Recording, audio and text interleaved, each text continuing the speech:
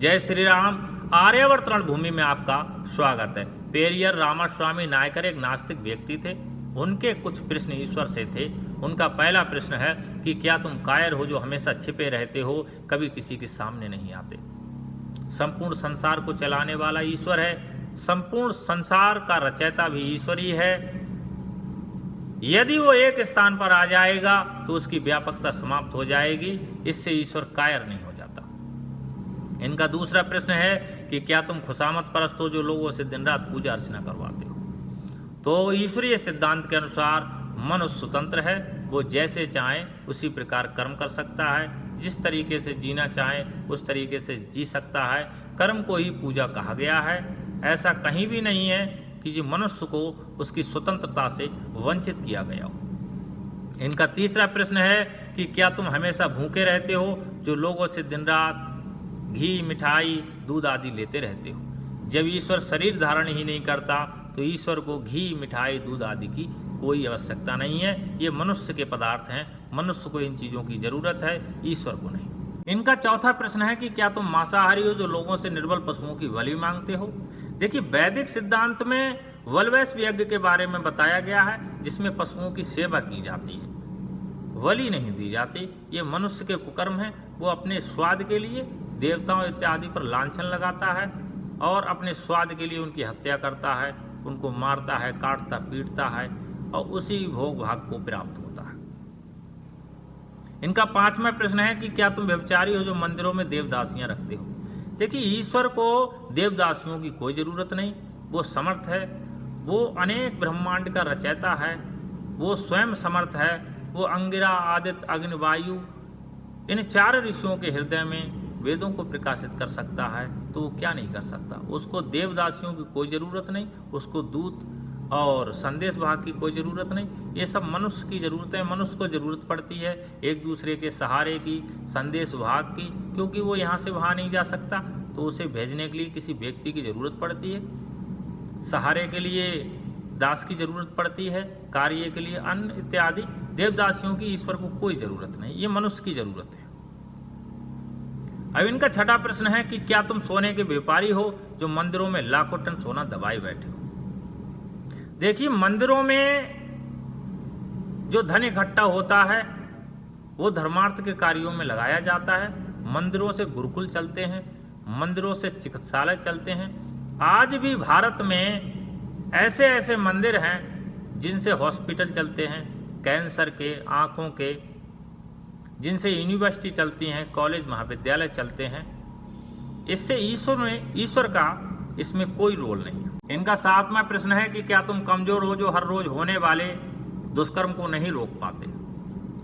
देखिए, मनुष्य दुष्कर्म करता है, मनुष्य ही उसका परिणाम भोगता है।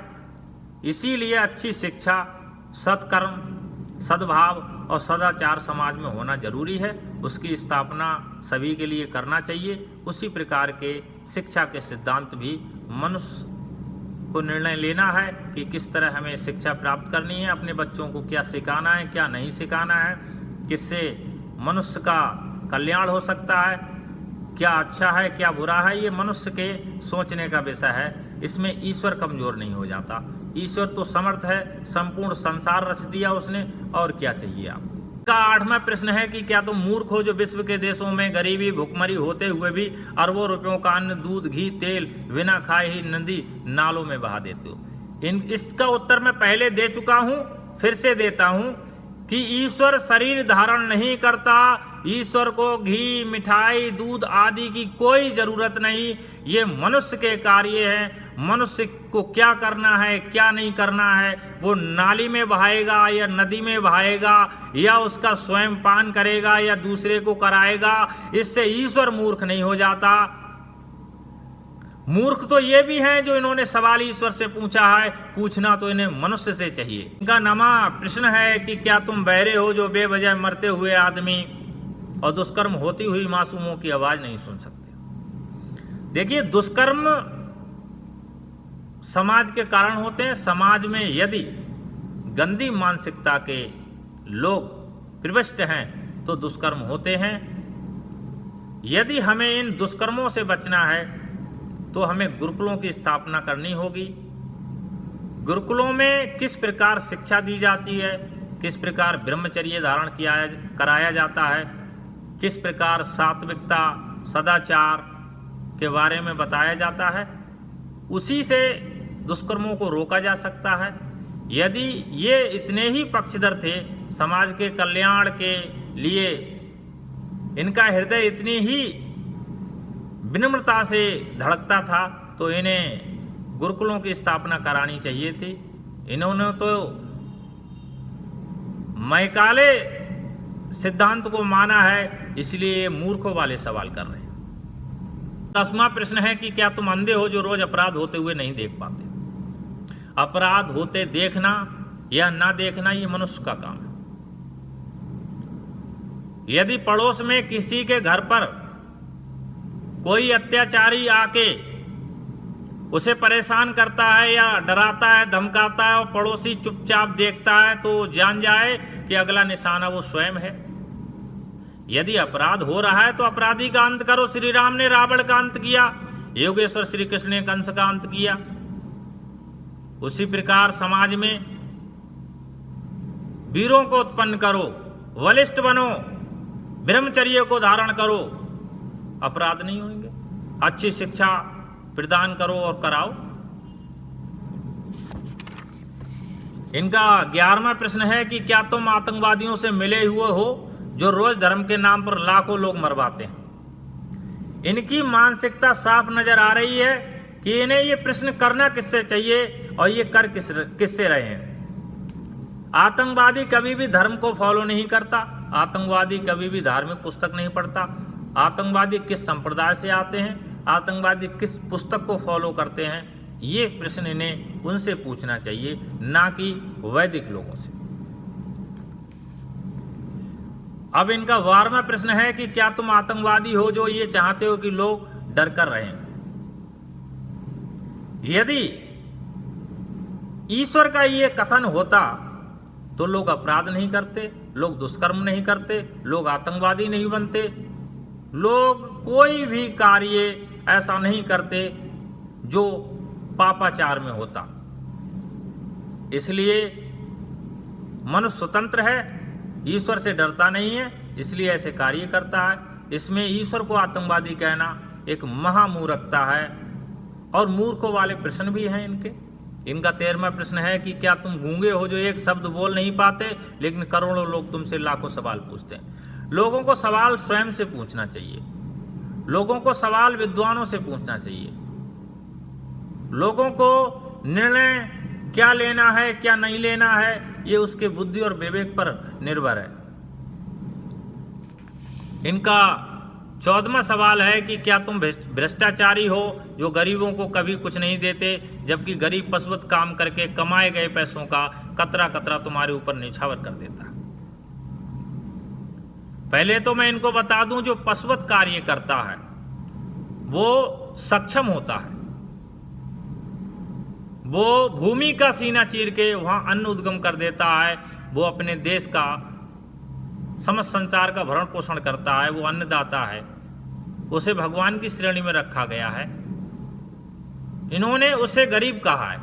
और रही बात गरीबी और अमीरी की, यदि सबका स्तर समान कर दिया जाए तो संसार में एक ऐसी समस्या का जन्म होगा जिसका समाधान दुष्कर हो जाएगा।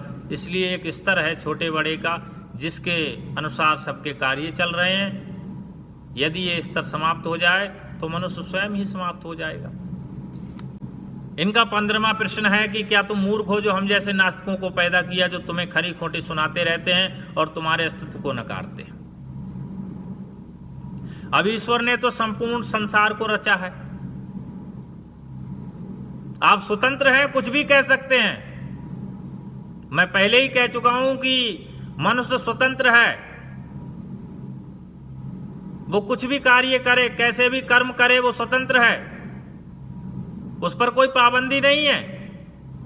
हाँ, सत्कर्म के अनुसार चलने वाले जो व्यक्ति होते हैं वो सोचते हैं कि अच्छा क्या है बुरा क्या है, उसके अनुसार कार्य करते हैं। लेकिन उन्होंने कहा कि क्या आप मूर्ख हो जो हम जैसे नास्तिकों को उत्पन्न किया? मूर्ख तो आप हो जो ऐसे सवाल कर रहे हो, स्वतंत्र हो इसलिए कर रहे हो। आगे इनका क्या है, आगे इन्होंने प्रश्न किया है कि मंदोदरी मेढक से पैदा हुई। मुझे लगता है इन्होंने ग्रंथों को पढ़ा ही नहीं या फिर इतिहास को नहीं जाना। मंदोदरी मायासुर नामक राक्षस की पुत्री थी। उनकी माता का नाम रंभा था जो एक अप्सरा थी। इन्होंने एक दूसरा प्रश्न किया है कि श्रृंगी ऋषि हिरनी से पैदा हुए। इनको ये पता ही नहीं कि कोई भी मनुष्य हिरनी से कैसे पैदा हो सकता है। ये प्रश्न भी उसी प्रकार मूर्ख है जिस प्रकार किसी मूर्ख ने सवाल किया है। यदि किसी भी पुस्तक में ऐसा है तो वो एक मिलावट हो सकती है। स्मृतियां बदल जाती हैं, चेंज हो जाती हैं, युग बदल जाते हैं, कल्प बदल जाते हैं, बदलाव आ जाता है। इससे कोई भी इस तरीके के प्रश्न ना करे, ये मूर्खों वाले प्रश्न। सीता जी मटकी से पैदा हुई। देखिए इनकी मूर्खता, इन्होंने पढ़ा ही वो है। ये इनकी मानसिकता से लगता है ये किससे कितना द्वेष रखते हैं, ये किस संस्कृति से द्वेष रखते हैं। सीता जी की माता का नाम सुनैना था। इनके पिता का नाम शीरध्वज था जिन्हें आज जनक भी कहा जाता है। इन्होंने एक प्रश्न और किया कि गणेश जी अपनी मां के मैल से पैदा हुए। देखिए कोई अपनी मां के मैल से पैदा नहीं होता। यदि ऐसा कहीं लिखा है तो वो मिलावट हो सकती है। देखिए ईश्वरीय सिद्धांत नहीं है, ये एक अलग ही बनाई हुई बातें हैं, एक अलग ही पुस्तकें हैं जिनमें ऐसा वर्णन है। इससे वैदिक सिद्धांत में कोई भूचाल नहीं आता। ऐसी बातें लिखी हैं, वो पुस्तकें अलग हैं, वो वैदिक सिद्धांत के अनुसार नहीं है, वो वैदिक सिद्धांत से बिल्कुल अलग है। इनका पास में प्रश्न है कि हनुमान के पिता पवन कान से पैदा हुए थे। देखिए इनको कुछ भी नहीं पता है, इन्होंने कुछ भी नहीं पढ़ा नहीं जाना, इन्होंने प्रश्न कर दिया। इन्होंने जैसी शिक्षा धारण की, अच्छा इन्होंने द्वेष के लिए शिक्षा को धारण किया, उसी प्रकार उनके प्रश्न भी हैं और मूर्खों वाले हैं। हनुमान के पिता पवन कान से पैदा हुए। तो पहले तो मैं इनको बता दूं कि कोई कान से पैदा नहीं होता। हनुमान के पिता का नाम पवन कुमार था। बलिष्ठ थे, पराक्रमी थे, इसलिए उनको केसरी कहा जाता है। तो आपने कभी पढ़ा भी होगा केसरी नंदन, बजरंगबली को केसरी नंदन कहते हैं। जो व्यक्ति बलिष्ठ होता है, पराक्रमी होता है, वीर होता है, उसे केसरी कहते हैं। उनका दूसरा नाम पवन कुमार था, हनुमान के पिता का। इनका छठा प्रश्न है कि हनुमान का पुत्र मकरध्वज था जो मछली के मुख से पैदा हुआ था। देखिए ये एक अनर्गल बातें हैं। बजरंगबली बाल ब्रह्मचारी थे, उन्होंने कभी विवाह नहीं किया। और रही बात मछली की, तो मछली से कभी भी कोई मनुष्य पैदा नहीं होता। ये सब अनर्गल बातें हैं। इन्होंने लिखा है कि मनु सूर्य के पुत्र थे, उनकी छींक आने पर एक लड़का नाक से पैदा हुआ था। देखिए महाराज मनु अमैथुनी सृष्टि के अंदर आते हैं। ये सूर्य के पुत्र नहीं थे, क्योंकि सूर्य जो है एक जड़ देवता है, उससे कोई पुत्र पैदा नहीं हो सकता। मनु अमैथुनी सृष्टि के भीतर आते हैं। ये भी इनका प्रश्न उसी प्रकार है जिस प्रकार इनके मूर्खों वाली बुद्धि के राज खुल रहे हैं। अच्छा इन्होंने एक प्रश्न और किया है कि राजा दशरथ की 3 रानियों के 4 पुत्र थे, फलों की खीर खाने से पैदा हुए थे। देखिए मैं इनको बता दूं, राजा दशरथ ने पुत्रेष्टि यज्ञ करवाया था। प्रसाद में औषधि युक्त खीर खाने से रानियों को रज और वीर्य संबंधी दोष दूर हो जाए, राजा और रानी। तो पहले तो इन्हें ये देखना चाहिए कि उन्होंने खाया क्या, बनाया क्या, कारण था क्या, किसकी उन्होंने यज्ञ कराया था, पुत्रेष्टि यज्ञ, जिसमें एक खीर में औषधि डाली जाती है जिससे रज और वीर्य संबंधी दोष दूर हो जाते हैं। इनका एक प्रश्न और भी है कि सूर्य कर्ण का पिता था, भला सूर्य संतान कैसे पैदा कर सकता है, बताओगे? सूर्य तो एक आग का गोला था। तो महाभारत के अनुसार कर्ण कुंती के पुत्र थे, उनके पिता का नाम सूर्य था। यह भी तो हो सकता है कि सूर्य किसी मनुष्य का नाम। यदि मिलावट वाले ग्रंथ पढ़ के आए हो या मैकाले पद्धति या मैकाले सिद्धांत वाले ग्रंथ पढ़ के आए हो तो मुझे लगता है कि आपकी विचारधारा भी वैसी ही है और उसी प्रकार आपने सोचा भी है। इनका एक प्रश्न और है कि ब्रह्मा ने तो 4 वर्ण यहाँ वहाँ से निकाले, हद है। देखिए, ईश्वरीय सिद्धांत में ये 4 वर्ण ये ईश्वर का सिद्धांत है, ब्रह्मा का नहीं। ये भी इन्होंने कहीं से यहाँ वहाँ से उठाया है ये प्रश्न।